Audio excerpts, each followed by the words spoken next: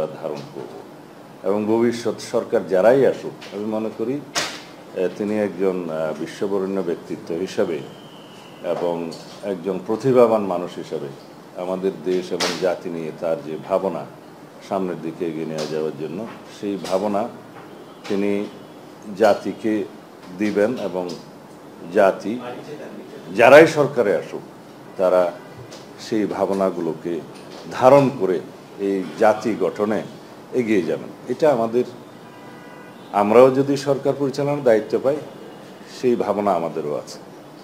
আমরা জাতির সমস্ত মেধাবী সন্তানদের সমস্ত ভাবনা জাতি গঠনে তাদের অবদানকে আমরা ধারণ করতে চাই, করা উচিত। এক বছর হতে চলল সরকারের মূল্যায়ন যদি করতে বলা হয় কি মনে হয়? হ্যাঁ, 8ই আগস্ট বর্তমান অন্তর্বর্তীকালীন সরকারের বর্ষপূর্তি হবে। এই বর্ষপূর্তিতে আসলে সরকারের কার্যক্রমের মূল্যায়নের জন্য যথেষ্ট সময়, কম সময় নয়। এই হিসাবে যদি আমাকে নিরপেক্ষ এবং নির্মোহ মূল্যায়ন করতে বলেন তাহলে আমি বলবো যে সরকারের কাছে আমরা আরও বেশি কিছু আশা করেছিলাম, এই জাতি আরও অনেক বেশি আশা করেছে। তো যেহেতু একটা অনির্বাচিত সরকার এবং একটা বিধ্বস্ত রাষ্ট্রীয় পরিস্থিতির সময়ে তাদেরকে দায়িত্ব নিতে হয়েছে, বিধ্বস্ত অর্থনীতি, ব্যাংকিং ব্যবস্থা সমস্ত কিছু একটা লুণ্ঠিত অবস্থার মধ্যে তারা পেয়েছে এবং আইন শৃঙ্খলা পরিস্থিতি বলতে গেলে একদম শূন্যের কোঠায় ছিল। সেখান থেকে এই সরকারকে বিভিন্ন পদক্ষেপের মধ্য দিয়ে কুড়িয়ে কুড়িয়ে আস্তে আস্তে হাঁটতে হয়েছে। আর জনদাবির কোনো শেষ ছিল না। মফ কালচারের সৃষ্টি হয়েছে, ডেমোক্রেসির পরিবর্তে মবক্রেসির একটা টেন্ডেন্সি দেখা গিয়েছে। এত সব কিছু বাধা বিপত্তি অতিক্রম করে যে পর্যায়ে তারা এখন উন্নীত হয়েছে সেটা আমি বলবো তাদের পক্ষে এর বেশি অর্জন করা হয়তো সম্ভব ছিল না। তবে জাতির আশা অনেক বেশি ছিল, আমাদের প্রত্যাশা অনেক বেশি ছিল। ব্যর্থতা যদি দেখেন সেক্ষেত্রে কোন বিষয়টা বিশেষ করে ডেমোক্রেসির পরিবর্তে যে মবক্রেসির একটা টেন্ডেন্সি এসেছে সেটা সরকারের যথাসময়ে যথাযথ পদক্ষেপ নিতে তারা সক্ষম হননি বলেই এই ক্ষেত্রটা আমি তাদের একটু ব্যর্থতা দেখি। আর হচ্ছে এই যে সমস্ত বিষয়ে প্রায়োরিটি ফিক্স করা উচিত ছিল এবং আইন শৃঙ্খলা নিয়ন্ত্রণের জন্য যে সমস্ত প্রায়োরিটি ফিক্স করা উচিত ছিল তারা সেটাতে গুরুত্ব দেননি। দেওয়ার কারণটাই হচ্ছে সরকারের মধ্যে যারাই আছেন তাদের আসলে রাষ্ট্র পরিচালনার অভিজ্ঞতা সমৃদ্ধ খুব কম ব্যক্তি আছেন এবং যে ব্যুরোক্রেসি তারা পেয়েছেন, যে ব্যুরোক্রেসি এবং পুলিশ অ্যাডমিনিস্ট্রেশন সর্বক্ষেত্রে তারা যেটা ইনহেরিট করেছেন সেটা একটা এমন অবস্থায় ছিল বা এখনও আমি বলবো যে ভঙ্গুর অবস্থায় আছে যে তাদেরকে দিয়ে ঠিকমতো অ্যাডমিনিস্ট্রেট করা, প্রশাসন চালানো, রাষ্ট্র পরিচালনা করা খুবই দুরূহ। আমি এখনও মনে করি ভবিষ্যৎ সরকারকে এই চ্যালেঞ্জটাই মোকাবেলা করতে হবে যে গত 15 বছরের স্বৈর শাসন এবং ফ্যাসিবাদের জন্য নির্মিত করা একটা প্রশাসন এবং ব্যুরোক্রেসি তারা রেখে গেছে এবং সেই ব্যুরোক্রেসিকে, সেই পুলিশ প্রশাসনকে, সেই রাষ্ট্রযন্ত্র সব কিছুকে দিয়ে সাংবিধানিক এবং অন্যান্য প্রতিষ্ঠানগুলোকে দিয়ে এক্স্যাক্টলি জনপ্রত্যাশা পূরণ করা যাবে সামনে আমি মনে করি না। এবং সেইটা তারা যে অবস্থায় পেয়েছে তাতে করে খুব একটা আশাব্যঞ্জক কিছু তারা করতে পারে নাই, এটা একটা প্রধান কারণ। এখানে আমার একটা প্রশ্ন আছে, তো এই যে সেটআপটা আছে আপনারা বলছেন যে ব্যুরোক্রেসির সেটআপ আছে এবং এইটা আমরা দেখেছি, এই সেটআপে আসলে গত 3টা নির্বাচন আমরা দেখেছি কেমন হয়েছে, তো এই সেম সেটআপে আসলে সামনে নির্বাচনটা নিরপেক্ষ করা সম্ভব কিনা, নাকি সেক্ষেত্রে নির্বাচন কমিশন সংস্কারের কিছু প্রস্তাব এসেছিল নির্বাচন কমিশনের সংস্কার নিয়ে, সেটি আসলে সংস্কারগুলো বাস্তবায়ন করেই পরে নির্বাচন করা ঠিক হবে কিনা? একটা হচ্ছে নির্বাচন কমিশনের সংস্কার প্রস্তাবের মধ্যে কি কি জিনিস বাস্তবায়ন হয়েছে সেটা একটু বলি। নির্বাচন কমিশন গঠিত হয়েছে নিরপেক্ষভাবে, এটা ইটসেলফ ইজ এ বড় এটা রিফর্ম, সে গ্রেট রিফর্ম, সবার মতামতের ভিত্তিতে সেটা হয়েছে। দ্বিতীয় হচ্ছে নির্বাচন কমিশন সংক্রান্ত 12টি আইন বিধি বিভিন্ন রকমের নীতিমালা আছে। আরও কিছু কিছু নীতিমালা আছে আমি দেখেছি, যেগুলো যেমন পর্যবেক্ষক নিয়োগ টিয়োগ ইত্যাদি নিয়ে আছে, প্রায় টোটাল বলতে গেলে 17টা। এর বাইরে সংবিধান। আরপিইউ হচ্ছে ভোটার তালিকা প্রণয়ন আইন, এগুলা হচ্ছে মেজর আইন আরপিইউ। এইখানে 241টি সংস্কার 241টা সংস্কার প্রস্তাব দিয়েছিল নির্বাচন কমিশন, কিন্তু এর বাইরে আমাদের দলের পক্ষ থেকেও আমরা অনেক সংস্কার প্রস্তাব দিয়েছি। এগুলো সব কিছু আইনের খুঁটিনাটি পরিবর্তন, কোথাও একটি শব্দ, কোথাও একটি আইন, একটা লাইন, কোথাও একটি ধারা সংশোধন। এগুলো মেজর কিছু নয়, এগুলো ইতিমধ্যেই নির্বাচনের আগেই এগুলো সব সংশোধিত হয়ে যেতে পারে এবং হচ্ছেও তাই, কারণ ওইখানে সংবিধান পরিবর্তন করতে হচ্ছে না। তা আশা করি সেই সংস্কারগুলো হয়ে যাবে। আর নির্বাচন পরিচালনার জন্য যে সমস্ত আইন কানুন বিধিবিধান আপডেট করা দরকার সেটা প্রতিনিয়ত হচ্ছে। যেমন আচরণ বিধিমালা তারা একটা প্রণয়ন করেছে, রাজনৈতিক দলগুলোর কাছে মতামত চেয়েছে, আমরা আমাদের মতামত দিয়েছি। ইতিমধ্যে সেটা অন্যান্য দলও নিশ্চয় দিয়েছে, সেটা প্রণয়ন হয়ে যাবে।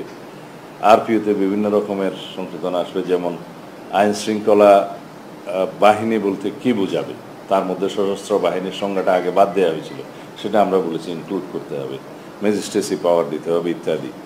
তবে নির্বাচন সংক্রান্ত যে দুই একটা সাংবিধানিক সংস্কারের ক্ষেত্রে আমরা ঐকমত্য হয়েছি, সেটা পরবর্তীতে কার্যকর হবে। যেমন আগামীতে নির্বাচন কমিশন গঠিত হবে, সরকারি দল, বিরোধী দল এবং জুডিশিয়ারির একজন প্রতিনিধি সহ একটা নিরপেক্ষ কমিটির মধ্য দিয়ে নির্বাচন কমিশন গঠিত হবে। সেটা পরবর্তীতে সংবিধান সংশোধনের পরে। এখন এই নির্বাচন কমিশন আছে, এটা একটা মেজর পদক্ষেপ জাতির জন্য। এটা আমারই প্রস্তাব ছিল আমাদের পক্ষ থেকে, দলের পক্ষ থেকে, তো সবাই গ্রহণ করেছে। এবং আমরা মনে করি ভবিষ্যতে নির্বাচন কমিশন গঠন নিয়ে যাতে আর কোনো রকমের জটিলতা সৃষ্টি না হয় এবং নিরপেক্ষ একটা স্বাধীন কার্যকর নির্বাচন কমিশন গঠিত হয়, সেই লক্ষ্যে আমাদের এই প্রস্তাব। এটা পরে গৃহীত হবে। এই বিষয়ে জাতীয় ঐকমত্য হয়েছে, কারোই কোনো দ্বিমত নেই। আর ডিলিমিটেশনের ক্ষেত্রে একটা সাংবিধানিক সংস্কারের কথা আমরা এগ্রিড হয়েছি, সেটা হচ্ছে প্রতি 10 বছর পর অথবা প্রতি আদমশুমারির পর, যেটা আগে ঘটবে, সেই সময় একটা বিশেষজ্ঞ কমিটির মধ্য দিয়ে নির্বাচনী এলাকা, সংসদীয় এলাকা পুনর্নির্ধারিত হবে, ডিলিমিটেড হবে। সেটা এগুলো পরবর্তীতে এইবার প্রচলিত নিয়ম অনুসারে ডিলিমিট হচ্ছে। যাই হোক, এই নির্বাচনী ব্যবস্থার জন্য আপনাদের যে প্রশ্ন যে আইন শৃঙ্খলা বাহিনী এদেরকে দিয়েই তো নির্বাচনটা করতে হবে, তাইলে আমরা কতটা আশাবাদী। এই তো বাস্তবতা হচ্ছে, বর্তমানে পুলিশের যে স্ট্রাকচার, সেই স্ট্রাকচার অনুসারে আমাদেরকে ওভারনাইট পরিবর্তন করার কোনো সুযোগ এই মুহূর্তে নাই। কিন্তু তাদেরকে নির্বাচন পরিচালনার দায়িত্বে একটা জায়গায় রাখতে হবে। তার সাথে থাকবে অন্যান্য বাহিনী, বিজিবি, আনসার সহ, বিডিবি সহ, যাদেরকে ট্রেনিং দেওয়া হচ্ছে। এবং সবচাইতে গুরুত্বপূর্ণ ভূমিকা এবার পালন করবে সেনাবাহিনী। তারা খুব সম্ভবত 1 লক্ষ সদস্য নিয়োজিত করার জন্য একটা পরিকল্পনা করছে সরকারের অনুরোধে। এবং এইবার সবচেয়ে গুরুত্বপূর্ণ আমি যেটা মনে করি, জনগণই এইবার সবচেয়ে স্বচ্ছ নির্বাচন নিশ্চিত করতে চায়, এটা তাদের প্রত্যাশা। সুতরাং যখন জনগণের প্রত্যাশা এইরকম হবে যে নিরপেক্ষ, সুষ্ঠু, সুন্দর একটা নির্বাচন অনুষ্ঠান করা, নিজেদের ভোটাধিকার উৎসবের মতো করে প্রদান করা, সেখানে আইনশৃঙ্খলা বাহিনীর ভূমিকাটা গৌণ হবে। এখানে প্রার্থী মানসিকতা এবং ভোটারদের মানসিকতায় মুখ্য হবে। তা আশা করি সামনের দিনে মানুষ সেই ইতিহাসটা সৃষ্টি করবে। তো সুতরাং সবাই মিলে যদি আমরা নিরপেক্ষ, সুষ্ঠু, অবাধ এবং একটা গ্রহণযোগ্য, বিশ্বব্যাপী যাতে গ্রহণযোগ্যতা পায় সেরকম নির্বাচন অনুষ্ঠান করার জন্য প্রতিশ্রুতিবদ্ধ, সেই জায়গায় আমার মনে হয় না অন্য কোনো শঙ্কা থাকবে। তাছাড়া এখন যে সার্ভেইলেন্স টিম হিসাবে যেভাবে দেশি এবং বিদেশি পর্যবেক্ষক থাকবে এবং সাংবাদিকদের যে ভূমিকা থাকবে, সেটা প্রণিধানযোগ্য। আপনাকে আমরা দেখেছি সংস্কারের যে জাতীয় ঐকমত্য কমিশন, আপনি অনেক বৈঠক, আসলে প্রতিটা বৈঠকে আপনি ছিলেন। পরে দেখলাম যে বলা হলো যে আগামী নির্বাচিত সংসদে এই সংস্কারগুলো করবে, কিন্তু অন্যান্য রাজনৈতিক দল বলছে যে জুলাই সনদের বাস্তবায়নের ভিত্তিতে আগামী নির্বাচন হতে হবে। একটা রাজনৈতিক চাপ সৃষ্টির কথা এনসিপি জামাত সহ বিভিন্ন দল বলছে তারা জুলাই সনদের বাস্তবায়নের ভিত্তিতে আগামী নির্বাচন দেখতে চায়। এটার সাথে এক করে যে বলতেছে যে ক্ষমতায় যদি যায় তাহলে নতুন বেসিন যেগুলো আছে সেগুলো একমাত্র এগুলো হবে না, এগুলো যদি সরকারের হাতে আগেই আইন করে তাদের যদি করা উচিত, না হলে তারা আন্দোলন করবে বা অন্য কিছু করবে। এটাকে কেন এই চাপ প্রয়োগটা? প্রথমত জাতীয় ঐকমত্য কমিশনের প্রথম পর্ব এবং দ্বিতীয় পর্বের আলোচনার মধ্য দিয়ে সমস্ত রাজনৈতিক দল সমূহের সাথে অবিরাম প্রচেষ্টা চলেছে, সবাই একটা ঐকমত্যে এসছে কি কি বিষয়ে সংস্কার প্রয়োজন এবং কি কি বিষয়গুলো মৌলিক হিসাবে চিহ্নিত হয়েছে, এবং সেই মৌলিক বিষয়গুলো 19টা বিষয় হিসাবে ঐকমত্য কমিশন নির্ধারণ করেছে। যদিও এর বাইরে আরও একটা বিষয় আছে, পুলিশ কমিশন গঠন, সেটা যেহেতু সংবিধানে জায়গা নয়, সেটা এমনিতেই একটা আইনের মাধ্যমে পুলিশ কমিশন গঠন হবে, সেটা সহ 20টা। এই বিষয়গুলোতে মোরলেস সবাই ঐকমত্য পোষণ করেছে। কিছু কিছু নোট অফ ডিসেন্ট দেওয়া হয়েছে কয়েকটা বিষয়ে, আমরাও 4-5টা বিষয়ে নোট অফ ডিসেন্ট দিয়েছি, অন্যরা হয়তো অন্য বিষয়ে নোট অফ ডিসেন্ট দিয়েছে। আমি বিশ্বাস করি জাতি যেখানে প্রতিনিধিত্ব করেছে, সমস্ত গণতান্ত্রিক শক্তিগুলোর প্রতিনিধিত্বকারী রাজনৈতিক দলগুলোর সবাই অংশগ্রহণ করেছে, তারাই তো জনগণের প্রতিনিধি, এবং তাদের সাথে এই গণ অভ্যুত্থানের ফসল হিসাবে যে জনগণের অভিপ্রায় হিসাবে গঠিত হয়েছে যে সরকার সাংবিধানিকভাবে, সেই সরকারের গঠিত কমিশনের সাথে সবাই বসছে। আমি এটাকে অভিহিত করেছি, এটাই জনগণের সার্বভৌম এখতিয়ার এবং সার্বভৌম অভিপ্রায়। সে অভিপ্রায়ের অভিব্যক্তিগুলো ঘটেছে সে আলোচনায়। তার মধ্য দিয়ে জাতীয় ঐক্য কমিশনে যে সংস্কার প্রস্তাবগুলো আমরা গ্রহণ করেছি ঐক্যমতের ভিত্তিতে, একটা গ্রেটার কনসেনসাস হয়েছে, ব্রডার কনসেনসাস হয়েছে। হয়তো শতভাগ কোনো কোনো বিষয়ে একমত হওয়া যায়নি, নোট অফ ডিসেন্ট সহকারে হয়েছে।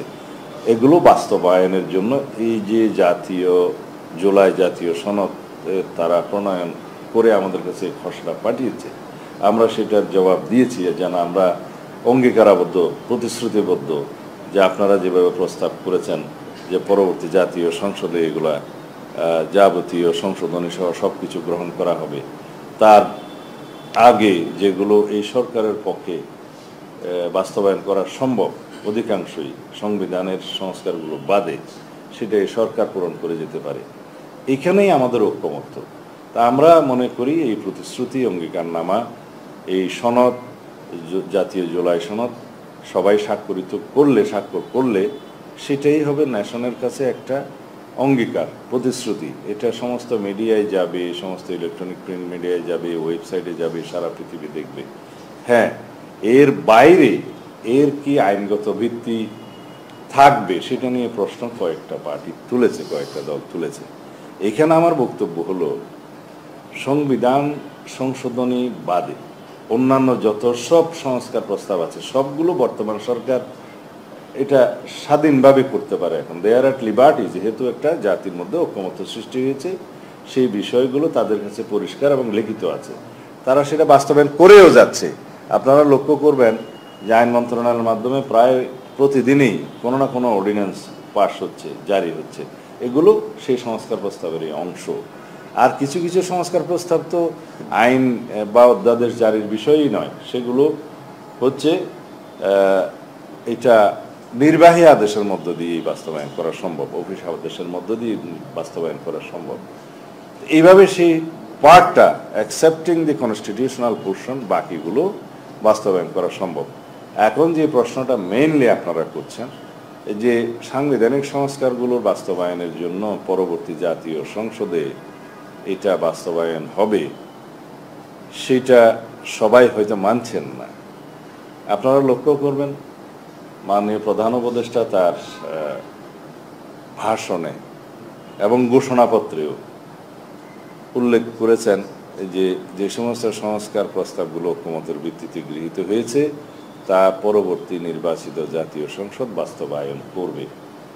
আমরা সেটা অবশ্যই এটাকে অভিনন্দন জানাই, যে কারণ এটাই একমাত্র বৈধ আইনি এবং সাংবিধানিক প্রক্রিয়া সংবিধান সংশোধনের।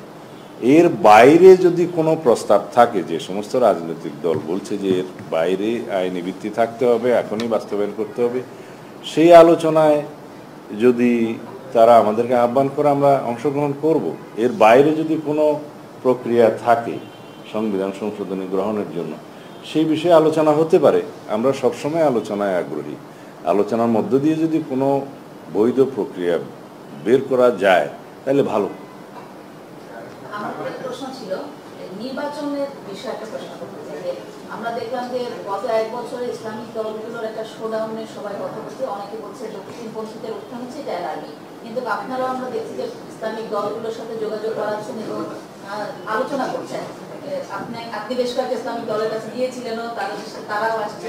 এটা কি নির্বাচনী কৌশল সামনে জোট হিসেবে আপনারা কাকে কাকে চাচ্ছেন?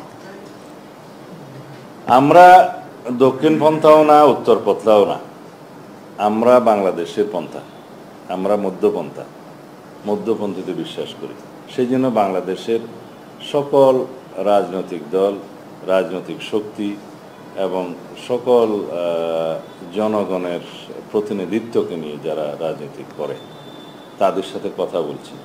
কারণ আমরা একটা গণমানুষের সংগঠন হিসাবে বাংলাদেশ জাতীয়তাবাদী রাজনৈতিক দল আমরা একটা গণমানুষের দল হিসাবে বাংলাদেশ জাতীয়তাবাদী দল বিএনপিকে মনে করি, এবং সেই হিসাবে আমরা সকল মানুষের সাথে, সকল রাজনৈতিক দলের সাথে আমরা আলাপ আলোচনা করতে চাই এবং এই দেশের রাজনীতিতে একটা সৌহার্দ্যপূর্ণ পারস্পরিক সৌহার্দ্যপূর্ণ অবস্থান আমরা সৃষ্টি করতে চাই, যাতে সকল রাজনৈতিক দলগুলোর মধ্যে আদর্শিক ফিলোসফিক মতপার্থক্য থাকলেও সবাই যাতে জাতীয় স্বার্থে এক জায়গায় বসতে পারি, সেরকম একটা এনভায়রনমেন্ট, একটা আবহাওয়া আমরা সৃষ্টি করতে চাই, পরিবেশ সৃষ্টি করতে চাই, যার লক্ষ্যে আমরা সকল পন্থার সাথে আলোচনা করছি। এখন ইসলামপন্থী দল হিসাবে যাদেরকে আপনারা অবহিত করছেন, হ্যাঁ, তারা তো বাংলাদেশের রাজনীতির একটা অংশের প্রতিনিধিত্ব করে, এবং আরও বেশি করে বলবো যে যেখানে যে দেশে বাংলাদেশের জনগণের মধ্যে 90% বেশি ইসলাম ধর্মাবলম্বী মুসলিম, তাদের একটা রাজনৈতিক সমর্থন না থাকলেও তাদের প্রতি একটা মানসিক সমর্থন আছে যে এই দেশে যারাই রাজনীতি করুক, আমরা যেমন বলি যে কোরআন সুন্নাহর বিরুদ্ধে কোনো আইন প্রণয়ন করা যাবে না, শরিয়া বিরোধী কোনো আইন প্রণয়ন করা যাবে না, এই বক্তব্য তারাও দেয়, আমরাও দিই। তো গণতান্ত্রিক রাষ্ট্রে অনেক সময় জাতীয় সংসদে আলাপ আলোচনার মধ্য দিয়ে অনেক বিষয়ে একটা কম্প্রোমাইজড ওয়েতে আইন প্রণয়ন করতে হয়, এবং সেই আইন প্রণয়ন করার সময় সকল মতাদর্শের মানুষদের সাথে একটা আলাপ আলোচনার মধ্য দিয়ে ঐক্যবদ্ধভাবে যদি কোনো আইন প্রণয়ন করা যায়, সেই আইনটা টিকে, সেই আইনটা বাস্তবায়ন করা যায়। কিন্তু বিশাল জনগোষ্ঠীর মতামতের বাইরে, সেন্টিমেন্টের বাইরে যদি কোনো আইন প্রণয়ন করা হয়, সেই আইনটা কিন্তু বাস্তবায়ন করা যায় না বা খুব কঠিন।